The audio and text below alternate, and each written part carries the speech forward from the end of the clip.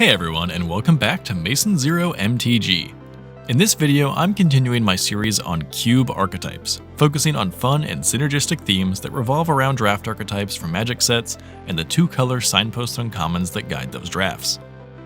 That means that the power level of this discussion is going to be somewhere down the middle, high on synergy, but on the middle ground in terms of overall power.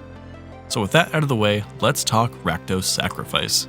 But first, I want to thank LDB Duel for sending me this awesome deck box. They make custom deck boxes, playmats, and more, but what makes them stand out from the competition to me is that they actually employ a graphic designer that can work with you to create your own custom art for your card game accessories. But they also have a lot of pre-made options, like this one that I asked for, with the stained glass mana symbols from Dominaria United. The art printing is high quality both in terms of resolution and color. The deck box itself is a really cool design, where this magnetic cover comes off to reveal two removable boxes, one for your deck and another where you can put dice, tokens, or whatever. The build quality seems great, and I'll definitely be using this when I go out to play Commander. You can use my link, which is on screen or in the description, to get 10% off your first order from LDB Duel, and that's going to be ldbduel.com/discount/Masonzero10. Or you can use Masonzero5 to get 5% off any subsequent orders. And if you do use these codes, I'll get a little bit of a kickback for it, so I appreciate that. And I definitely recommend checking them out if you're in the market for a deck box like this, or a playmat, or something like that. Now, back to the video. This archetype has a ton of signpost cards, and is a really broad theme that is generally supported in most draftable Magic sets. But one of my favorite signpost cards for this theme is Mayhem Devil, originally from War of the Spark.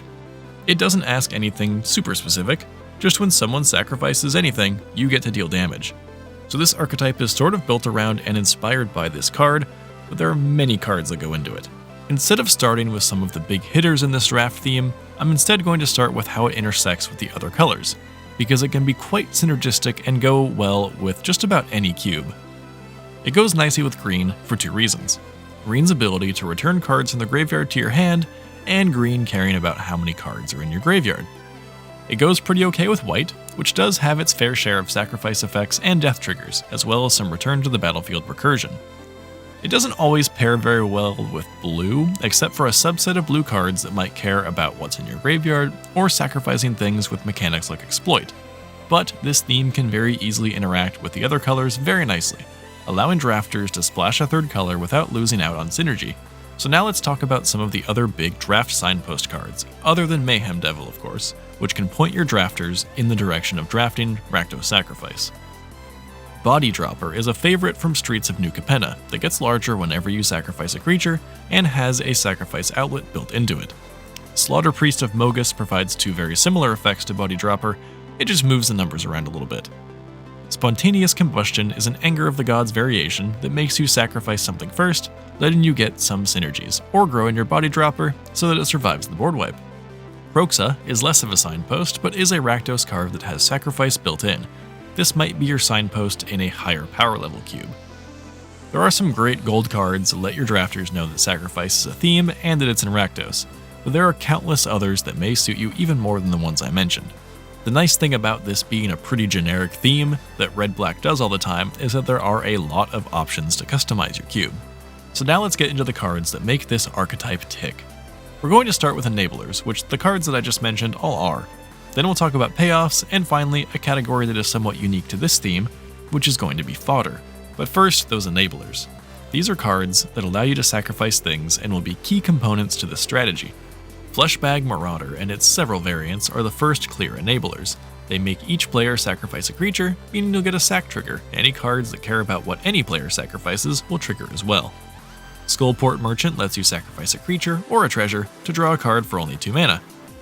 Perhaps the best enablers in terms of efficiency are Carrion Feeder and Viscera Seer, each coming in at 1 mana and not requiring any additional resources to sacrifice a creature.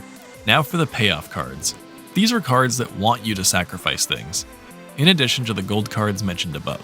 Blood Artist cares about things dying, so it's even more versatile and is a key card for this strategy. Pyre Sludge Arsonist can tap to deal damage equal to the number of things you've sacrificed this turn.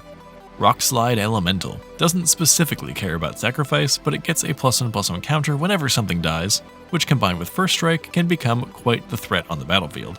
Finally, cards that want to be sacrificed. These are cards that have an ability that allows you to sacrifice them as part of a cost, or they could have an enters the battlefield or dies trigger that makes it an attractive card to sacrifice. It also includes one of the sneakiest types of cards for this strategy, which is lands. Cards like Mayhem Devil don't just care about creatures. This makes fetch lands, both the real ones and more budget ones like Evolving Wilds or the New Capenna fetches, great inclusions for this archetype that don't detract from any other theme. Pay close attention to the wording on your payoffs to see if permanents other than creatures can be considered. Now on to mechanics that Rakdos Sacrifice works well with. White tends to pair well with Rakdos Sacrifice due to its many token makers. It's likely that drafters will be able to put together a great Mardu deck that uses these tokens as sacrifice fodder. Longtime cube favorite Doom Traveler is a great example. It's a 1/1 that makes a 1/1 when it dies, providing 2 sacrifice targets for just 1 mana. For more long-term value, cards like 4th Yorlingus, Legion's Landing, or Assemble the Legion can help provide many tokens as the game goes on.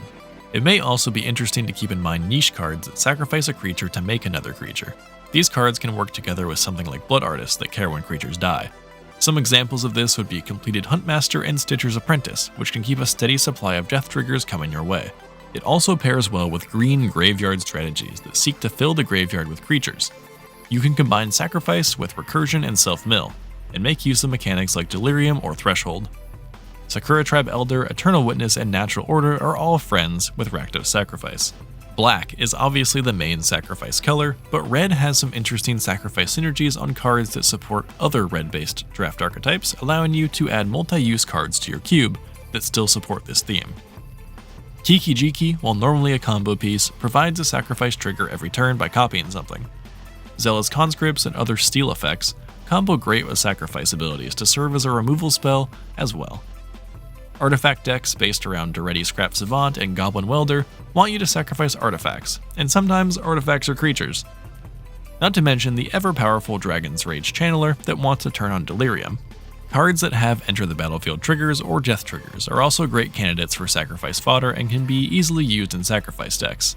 This would be a card where the effect is strong, but the creature doesn't necessarily contribute much in the way of combat stats. For the same reason, creatures with static effects are not good sacrifice fodder. So be aware of cards with these good static effects in black-red that might be attractive to drafters and interfere with this strategy. So, how do you go about adding a Rakdos Sacrifice strategy to your cube list in terms of design? Chances are it could happen somewhat naturally, since sacrifice is such a common strategy. It's hard to make a lot of black-red archetypes without it. But here is some advice on making it work. As I mentioned before, there are 3 different card types to consider in this theme.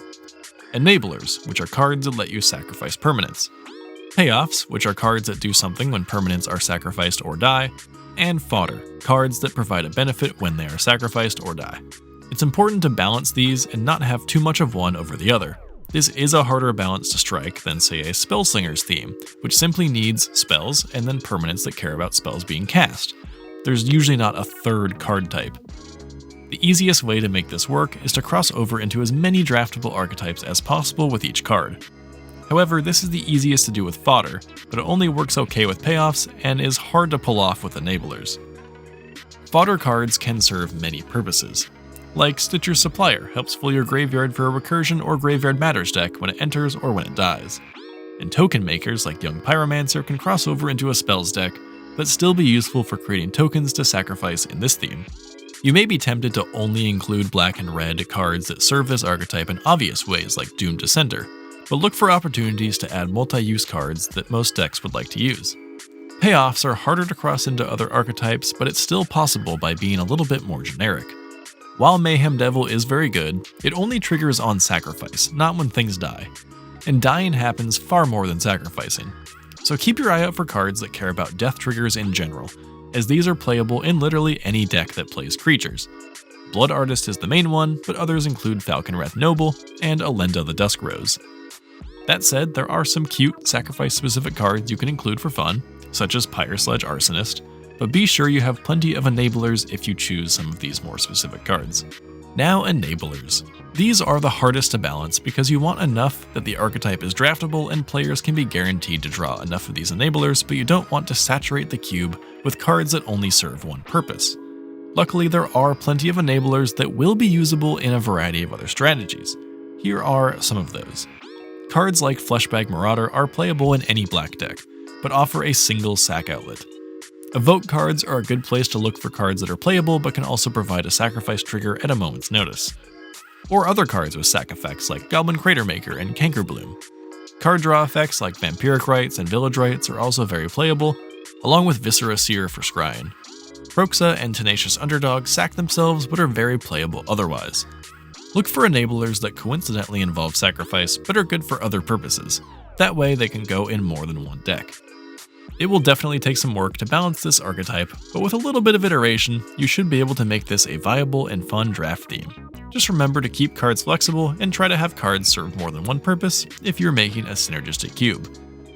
So, do you have a strong Rakdos sacrifice theme in your cube, or is your cube more on the generically powerful side, and this archetype is more of an afterthought or coincidence? Let me know in the comments, and let me know if there are any other details that I missed. And of course, as always, thank you so much for watching.